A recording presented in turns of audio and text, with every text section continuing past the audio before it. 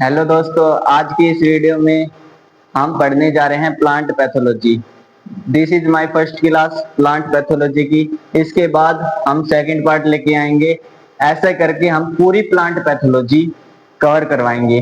तो बिना किसी देरी के प्लांट पैथोलॉजी स्टार्ट करते हैं। तो मेन हेडिंग है आज की प्लांट पैथोलॉजी।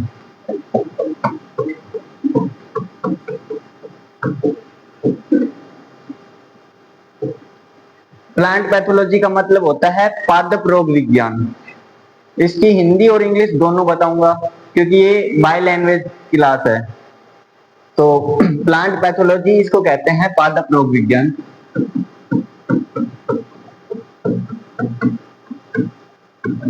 ठीक है। अब सबसे पहले इसकी डेफिनेशन क्या होती है। जब तक आपको डेफिनेशन नहीं पता चलेगी आप इसको समझ नहीं सकते। तो मेन है इसकी डेफिनेशन। तो डेफिनेशन इसकी होती है पादप रोग विज्ञान कृषि विज्ञान या चिकित्सा विज्ञान की वह शाखा है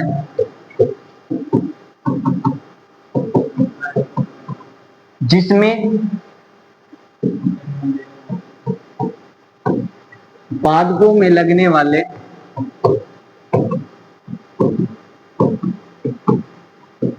रोगों के डिजीज कह सकते हैं या रोगों के कारक, कारण, लक्षण,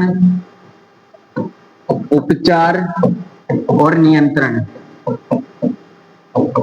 आदि का अध्ययन किया जाता है। नियंत्रण आदि का साइंटिफिक वैज्ञानिक रूप से अध्ययन किया जाता है। वैज्ञानिक रूप से अध्ययन किया जाता है।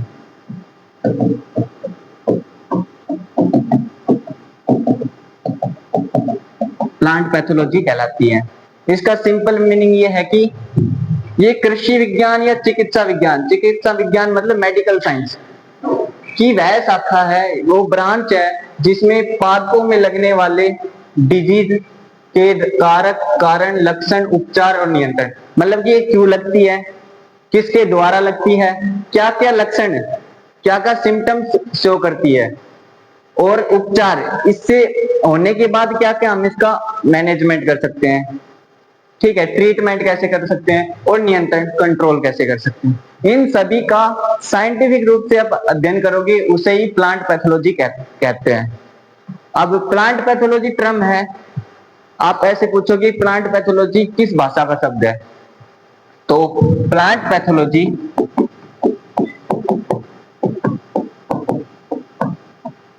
जिस शब्द के पीछे लॉजी लग जाता है वो ऑटोमेटिक ग्रीक वर्ड हो जाता है, लेकिन इसमें एक्सेप्शन होता है होमोलॉजी, वो लैटिन और ग्रीक दोनों का मिश्रण होता है। लेकिन फिलहाल के लिए प्लांट पैथोलॉजी पढ़ा रहे हैं तो यही इंपॉर्टेंट है।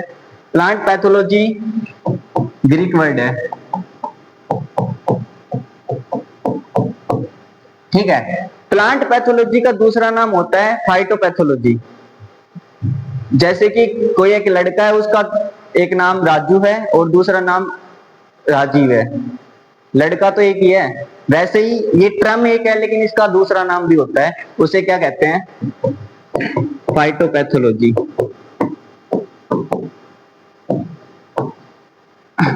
फाइटोपैथोलॉजी इसी का टर्म है। फाइटोपैथोलॉजी का थोड़ा डिस्क्राइब करके बताऊं तो फाइटो का मतलब होता है प्लांट और पैथो का मतलब होता है डिजीज और लॉजी का मतलब होता है लॉजस, मतलब कि पादप रोग का अध्ययन करना।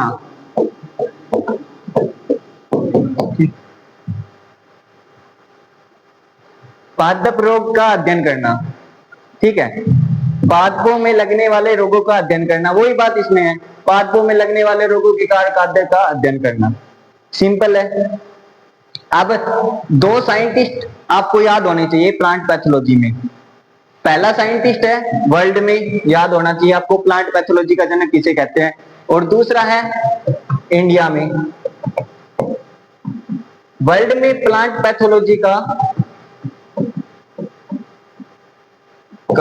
जनक या कह सकते हैं फादर। वर्ल्ड में पूछे तो Anton de Bary, Anton de Bary, ये इंपॉर्टेंट है, ये इंपॉर्टेंट है। वर्ल्ड का पूछे प्लांट पैथोलॉजी के जनक तो एंटोन डी बेरी। अगर इंडिया का पूछे प्लांट पैथोलॉजी का जनक तो एक ही वर्ड याद आता है, ईजे बटलर। ठीक है, ये दो साइंटिस्ट आपको याद होने चाहिए, प्लांट पैथोलॉजी कभी भी पढ़ो तो ये दो साइंटिस्ट आपको याद होने चाहिए। और ये कुछ डेफिनेशन है और कहां से वर्ड लिया गया ये है इंपॉर्टेंट। अब नेक्स्ट बात करते हैं, एंटोन डी बेरी ने क्या काम किया। जो साइंटिस्ट होते हैं उनका मेन काम होता है रिसर्च करना। आपको साइंटिस्ट की एक इमेज अपने दिमाग में बनाओ, कैसा होगा, व्हाइट कपड़े पहन रखे होंगे उसने, बड़े बड़े बाल, हाथ में एक जार ले रखा होगा उसमें धुआं निकल रही होगी, ऐसा ही कुछ इमेज करते हो। वो रिसर्च करता है, वो हर चीज पे रिसर्च करता है। तो एंटोन डी बेरी ने भी वही काम किया।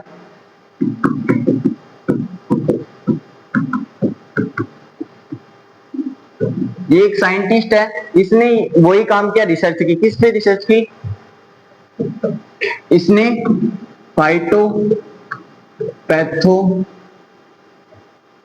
फाइटोपैथोरा इनफास्टेंसी, ये है, इस पे है ना, इसने क्या की, रिसर्च की, रिसर्च की। ठीक है, फाइटोपैथोरा इनफास्टेंसी पे इसने रिसर्च की। रिसर्च करने से क्या हुआ, दो चीज हुई। एक तो हुई आयरिस फेमाइन आया, क्या हुआ, आयरिस फेमाइन आया। और दूसरे क्या हुई, पोटैटो में एक बीमारी लगती है, लेट ब्लाइट ऑफ पोटैटो, वो भी इसी के कारण आया, इस रिसर्च के कारण। ठीक है, क्या क्या हुआ, एक डिजीज है लेट ब्लाइट ऑफ पोटैटो, ये एक बीमारी आई। और इसी के कारण बीमारी, अगर कोई बीमारी आती है तो साफ सी बात है हानि होगी, इन्वायरमेंट लॉस होगा, आई डैमेज होगा। तो वैसे ही एक आयरलैंड में एक अकाल पड़ गया जिसे कहते हैं आयरिस फेमाइन, इसी के कारण डिजीज हुई, इसी के कारण अकाल पड़ा। फेमाइन का मतलब होता है अकाल। ठीक है, क्लियर, यहां तक कोई दिक्कत?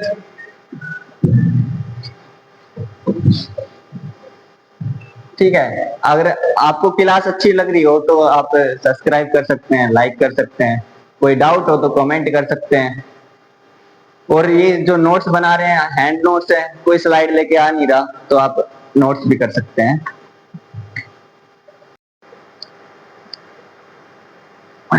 तो अब देखते हैं डिसऑर्डर। तो डिसऑर्डर क्या होते हैं? डिसऑर्डर, डिसऑर्डर का मतलब होता है विकार। ये क्या होते हैं और क्यों फैलते हैं? सबसे पहले देखेंगे ये क्या होते हैं और क्यों फैलते हैं।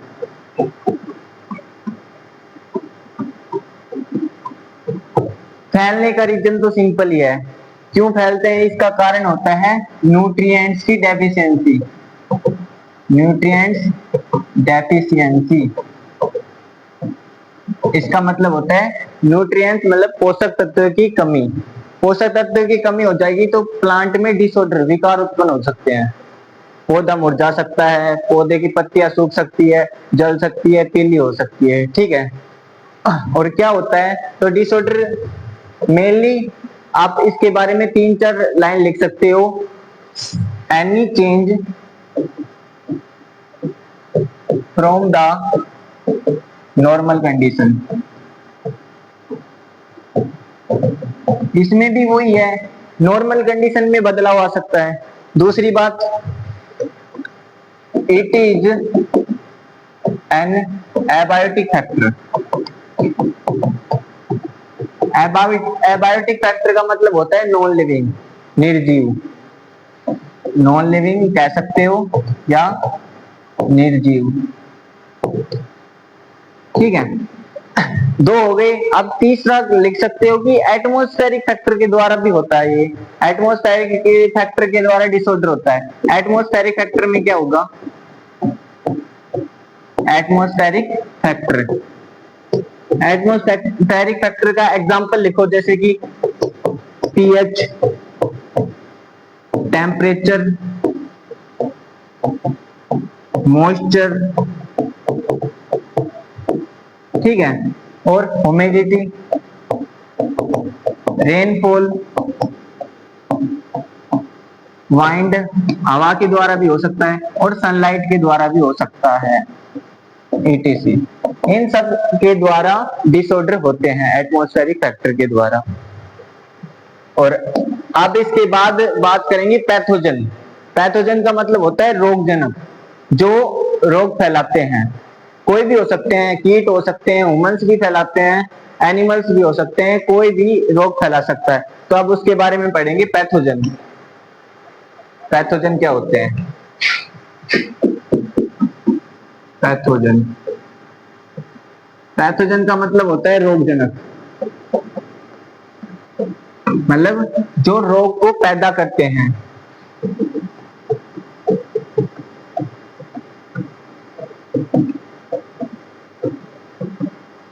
कारक, ठीक है, आया समझ में? पैथोजन क्या होता है? जो रोग को पैदा करने वाले कारक होते हैं। अब पैथोजन, पैथोजन की डेफिनेशन लिख सकते हो, स्मॉल डेफिनेशन जो आपको हमेशा के लिए याद होगी। Any organism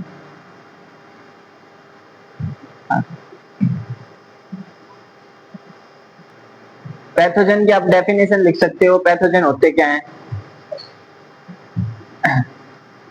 disease causing agent is known as pathogen. मतलब कि जो भी कारक बीमारियां फैलाते हैं उसे ही पैथोजन कहते हैं।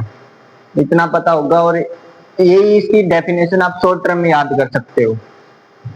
अब एक और टर्म होती है पेस्ट, बहुत बार सुना होगा। पेस्ट क्या होता है? पेस्ट, ये बहुत बार सुना भी होगा। तो इसका मतलब होता है any organism that damage our crop. जो भी ऑर्गेनिज्म होते हैं जो हमारी फसलों को नुकसान पहुंचाते हैं, वही पेस्ट कहलाते हैं। लिख सकते हो any organism that damage our crops known as pathogen, वो पैथोजन कहलाते हैं। एग्जाम्पल के रूप में लिख सकते हो, जैसे कि insect, birds, animals, fungus, bacteria, etc। ये सब क्या है? पेस्ट है। इनको कंट्रोल करने के लिए मार्केट में बहुत ज्यादा दवाइयां आ गई है। जैसे कि इंसेक्ट को कंट्रोल करने के लिए इंसेक्टिसाइड, ठीक है, पेस्ट को कंट्रोल करने के लिए पेस्टिसाइड, ठीक है। ऐसे ही हर्ब को कंट्रोल करने के लिए हर्बिसाइड। ऐसे ही है ना, मार्केट में बहुत ज्यादा दवाइयां आ गई जिससे हम खेती को सुधार सकते हैं, अपने प्रोडक्शन को बढ़ा भी सकते हैं। तो इसके बाद हम पढ़ेंगे क्लासिफिकेशन ऑफ पैथोजन। जो भी रोगजनक है इसका क्लासिफिकेशन देखेंगे। तो आप देख रहे हैं classification of pathogen, classification of pathogen, ठीक है,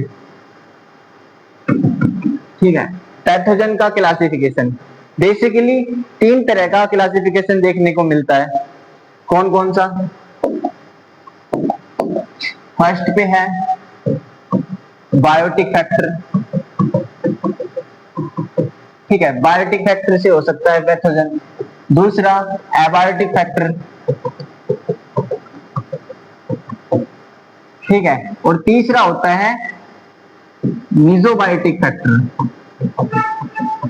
मीजोबायोटिक फैक्टर, बायोटिक फैक्टर का पता होगा, ये होता है लिविंग फैक्टर, जिसको कहते हैं जीवित या सजीव। ये होता है अजीवित, या फिर कह सकते हैं नॉन लिविंग। और मीजोबायोटिक होता है, ये थोड़ा अलग होता है, हटके होता है। इसमें क्या होता है, लिविंग भी होते हैं एंड नॉन लिविंग, बोथ, दोनों होते हैं, जीवित भी होते हैं और मृत भी होते हैं। तो आप कहोगे ऐसा कौन है? ऐसा है वायरस और वायरोइड्स, ये दोनों मीजोबायोटिक फैक्टर के एग्जाम्पल हैं। तो बायोटिक फैक्टर में लिख सकते हैं एग्जाम्पल के रूप में बैक्टीरिया, फंगस, एल्गी, ये एग्जाम्पल आप लिख सकते हैं बायोटिक फैक्टर में। और दो चीज आप और ऐड कर सकते हैं, जैसे कि इट्स कोज इन्फेक्शन, ये इन्फेक्शन फैलाती है और ये डिजीज को सेपरेट, ये डिजीज भी फैलाता है और इन्फेक्शन भी फैलाई है, ठीक है। अब बायोटिक फैक्टर का मतलब होता है एबायोटिक फैक्टर, एबायोटिक फैक्टर का मतलब होता है नॉन लिविंग, जिसका कोई जीव नहीं होता, वो अजीवित प्राणी होता है, जैसे कि टेबल, एटमोस्फेयर होगा, इन्वायरमेंट होगा, कुछ भी जो है निर्जीव होता है वो एबायोटिक होता है। जैसे एग्जांपल में लिखूं, एबायोटिक फैक्टर के एग्जांपल में एटमॉस्फेरिक फैक्टर, एटमॉस्फेरिक फैक्टर का अब इसमें एग्जांपल क्या होंगे, पीएच, मॉइस्चर, ठीक है, रेनफॉल, एटीसी, ये लिख सकते हो, ये हो गई एबायोटिक फैक्टर। अब ये मीजोबायोटिक फैक्टर, ये थोड़ा सा न्यू है, इसको थोड़ा समझना पड़ेगा। मीजोबायोटिक मतलब लिविंग, जीवित भी होता है और अजीवित भी होता है। ऐसा कौन है? एग्जांपल के रूप में लिखोगे वायरस, जो वायरस के द्वारा फैलते हैं वो पैथोजन, वो मीजोबायोटिक फैक्टर कहलाते हैं। वायरस, वायरोइड्स, एटीसी, ये दो हैं। वायरस क्या करता है? रिप्रोडक्शन नहीं करता, नहीं करता, ठीक है, ये रिप्रोडक्शन नहीं करता, ये रेप्लिकेशन करता है। रेप्लिकेशन का मतलब अपनी संख्या में है ना वृद्धि करेगा, रेप्लिकेशन करेगा। क्या करेगा ये? रेप्लिकेशन, गुणन, गुणन कह सकते हैं इसको, इसको कहते हैं प्रजनन। प्रजनन और गुणन, ये रेप्लिकेशन करता है, ठीक है। आपको एक स्मॉल नॉलेज बता दूं जो थोड़ी सी आपको आगे चल के काम में आएगी, कि वायरस होते हैं ना, वो अगर इन्वायरमेंट में है, ऐसे ही खुले में है, तो वो नॉन लिविंग हो गए। अगर इनको कोई जीवित होस्ट मिल गया, सपोज करो जैसे कि कोई मैं हूं, अगर बाहर है कोई वायरस तो वो नॉन लिविंग है, अगर मेरे अंदर आ गया कोई लिविंग होस्ट मिल गया उसे, तो वो लिविंग, जीवित हो जाएगा। जैसे कि ये सपोज करो ये वायरस है, ये इन्वायरमेंट में है या फिर और ऐसे ही है, इसको लिविंग होस्ट नहीं मिल रहा, तो ये क्या है? नॉन लिविंग है, ठीक है। जैसे ही इसे कोई होस्ट मिलेगा, सपोज करो ये इंसान है, इंसान के अंदर जाएगा तो ये क्या हो जाएगा? लिविंग हो जाएगा। वैसे ही एनिमल्स के अंदर जाएगा तो भी लिविंग हो जाएगा, क्योंकि एनिमल लिविंग है, तो ये लिविंग के अंदर जाएगा तो लिविंग हो जाएगा, अगर नॉन लिविंग के अंदर जाएगा तो नॉन लिविंग हो जाएगा। इसलिए इसको मीजोबायोटिक फैक्टर कहा जाता है। अब ऑब्जेक्ट ऑफ प्लांट पैथोलॉजी, आप प्लांट पैथोलॉजी के कुछ ऑब्जेक्ट पढ़ते हैं। Objects of plant pathology.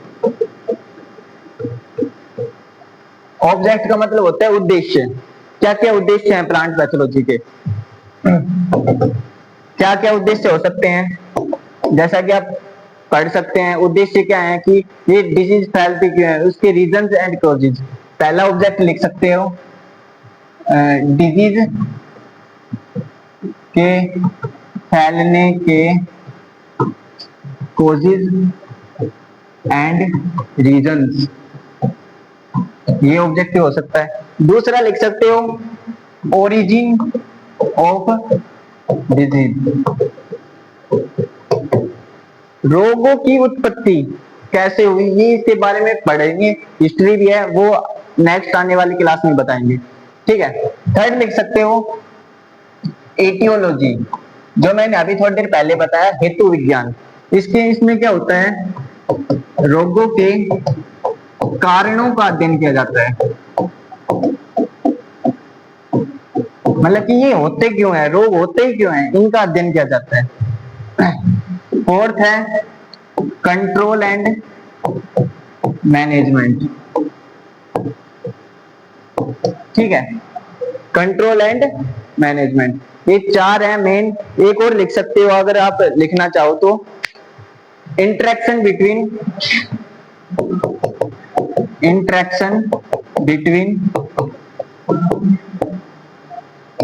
Host pathogen and environment, मतलब कि संबंध, अंतर संबंध। संबंध का मतलब जैसे रिलेशन होता है, वैसे ही इंटरेक्शन बिटवीन, इनके बीच में क्या संबंध है। होस्ट क्या होता है, अब होस्ट के थोड़े बहुत बता देता हूं। होस्ट क्या होता है, एक जीवित जीव होता है, कोई भी जीव हो सकता है, वो अपने अंदर किसी दूसरे जीव को, जीव जैसे कि बैक्टीरिया, वायरस आदि को रहने के लिए आवास प्रदान करे। ठीक है, एक जीवित जीव जैसे कि ह्यूमन मान लो, ह्यूमन, या कह सकते हैं एनिमल्स। ठीक है, ये जीवित जीव है जो अपने अंदर किसी दूसरे जीव, माइक्रो ऑर्गेनिज्म जैसे कि बैक्टीरिया या फंगस, इनको अपने अंदर आवास प्रदान करे, उसे ही होस्ट कहते हैं। पैथोजन रोगजनक, जो मैं पढ़ाया कि जो बीमारियां पैदा करते हैं। एनवायरमेंट पर्यावरण, अपने आस पास का वातावरण ही पर्यावरण कहलाता है। अगर आपको थोड़ी बहुत ही वीडियो पसंद आ रही है तो आप सब्सक्राइब कर सकते हैं, लाइक कर सकते हैं, एंड कुछ भी डाउट हो तो कमेंट कर सकते हैं, शेयर करना तो मत भूलना। ठीक है, अब इसके आगे डिजीज का क्लासिफिकेशन पढ़ते हैं। Classification of disease, classification of disease. ठीक है, रोगों का वर्गीकरण, प्लांट पैथोलॉजी में मेनली 4 प्रकार की डिजीज बताई है। मेनली तो ये 4 प्रकार की डिजीज होती हैं। ठीक है, पहले पे लिख सकते हो, पहले डिजीज कौन सी है, पहली डिजीज कौन सी है, एपिडेमिक डिजीज। ठीक है, इसको हिंदी में कहते हैं महामारी रोग। महामारी का नाम सुनते ही आपको कुछ याद आया होगा पास्ट का, महामारी जैसे कि कोविड, बहुत बड़ी महामारी थी, लॉकडाउन लग गया था, काफी नुकसान हुआ था। वैसे ही एपिडेमिक डिजीज मतलब महामारी रोग, प्लांट में भी होती है ये, जरूरी नहीं कि ह्यूमन में ही हो, प्लांट में भी होती है ये। जैसे कि इसके नुकसान क्या क्या होते हैं, पहली बात तो ये हाई डैमेज पहुंचाती है। ठीक है, ये क्या करती है, सडन, अचानक से सेपरेट फैलती है, ये अचानक फैल जाएगी, सडन स्प्रेड हो जाएगी, और फास्ट स्प्रेड होती है, बहुत जल्दी फैल जाती है, अगर एक दूसरे के टच में आ गई ना तो भी फैल जाएगी। फास्ट सेपरेट होती है, फैल जाती है। ठीक है, तीसरा है इन लार्ज जियोग्राफिकल एरिया, बहुत बड़े जियोग्राफिकल भौगोलिक एरिया में फैलती है ये। पांचवा कह सकते हैं इकोनॉमिक लॉस, इकोनॉमिक लॉस भी बहुत ज्यादा होगा इसमें। ठीक है, और लो प्रोडक्शन, अगर ये सब हो रहे हैं तो प्रोडक्शन तो अपने आप ही गिरेगा, लो प्रोडक्शन। ठीक है, एग्जाम्पल लिख सकते हो, एपिडेमिक बीमारी का कोई एक एग्जाम्पल लिख सकते हो आप, late blight of potato, late blight of potato. ठीक है, ये आयरिश फेमाइन, इसके कारण आयरिश फेमाइन नामक अकाल पड़ा। ठीक है, कहां पर, आयरलैंड में। लेट ब्लाइट ऑफ पोटैटो ये एक बीमारी है, इसके कारण क्या हुआ, आयरिश फेमाइन, आयरलैंड में एक अकाल पड़ा। ठीक है, अब इसके बाद पढ़ेंगे अपन एंडेमिक डिजीज। एपिडेमिक हो गया, एंडेमिक डिजीज, इसको कहते हैं स्थानिक रोग।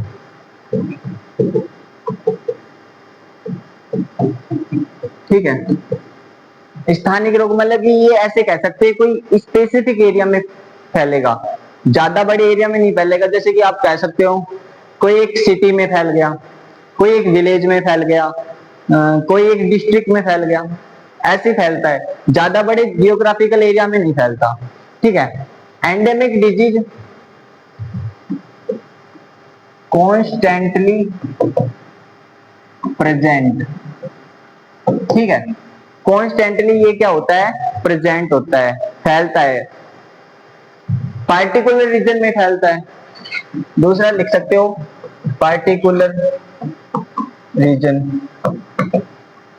कोई पार्टिकुलर रीजन होगा, जैसे कि डिस्ट्रिक्ट हो गया,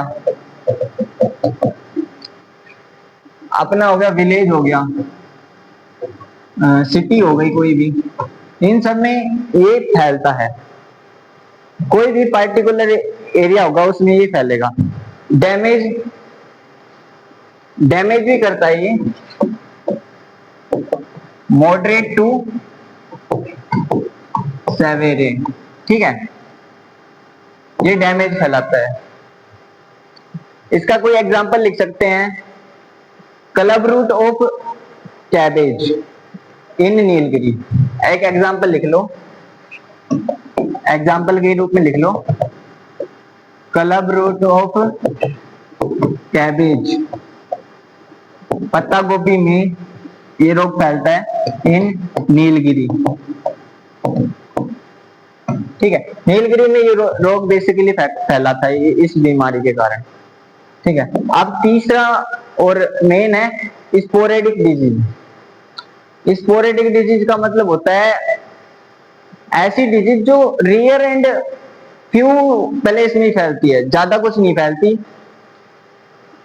ठीक है, अनियमित रोग कह सकते हैं इसे। थर्ड पे है स्पोरेडिक डिजीज, इसको हिंदी में कहते हैं अनियमित रोग। ठीक, ये फ्यू एंड रेयर प्लेस में ही फैलती है, इरेगुलर होती है। स्पोरेडिक डिजीज अनियमित रोग, ये क्या होता है, बेसिकली ये क्या होता है, इरेगुलर होता है, इरेगुलर इंटरवल्स। ठीक है, अनियमित होता है, कुछ कुछ समय बाद होती है और कुछ कुछ जगहों पर होते हैं इन few palaces and rare place। कुछ कुछ स्थानों पर होगा कोई रेयर मतलब दुर्लभ, दुर्लभ ही जगहों पे देखने को मिलती है। एग्जाम्पल में लिख सकते हो आप green ear, green ear of bajra, ठीक है। हरित वाली रोग, बाजरे का हरित वाली रोग, ठीक है। अब एक लास्ट है पेंडेमिक डिजीज, वैश्विक महामारी, वो और देख लेते हैं। अब लास्ट में है पेंडेमिक डिजीज, इसका हिंदी होती है वैश्विक महामारी।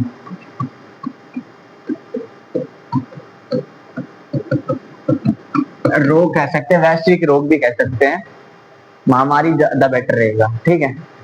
अब ये क्या होता है, ये पूरे वर्ल्ड लेवल में फैलता है, एक कंट्री में फैला फिर दूसरी कंट्री में, ऐसे करके पूरे वर्ल्ड लेवल में फैलता है, या फिर बड़े सारे कॉन्टिनेंट्स में फैलता है, ठीक है।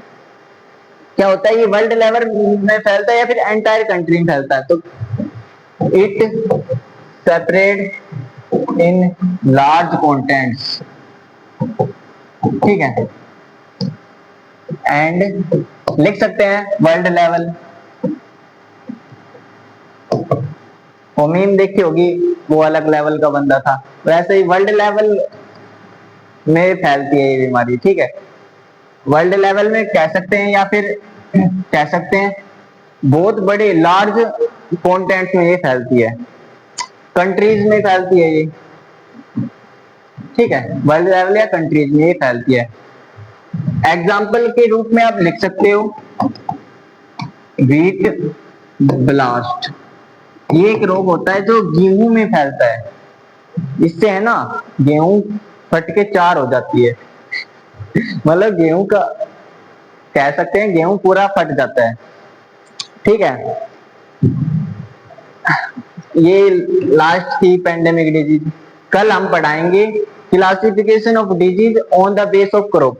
सो लास्ट में इतना ही कहना चाहूंगा कि अगर वीडियो अच्छी लगी तो सब्सक्राइब कर दें, लाइक करें, कमेंट करें और हमें बताएं कि क्या क्या नेक्स्ट टॉपिक लाएं हम। तो जय हिंद, जय Bharat, have a nice day, thank you.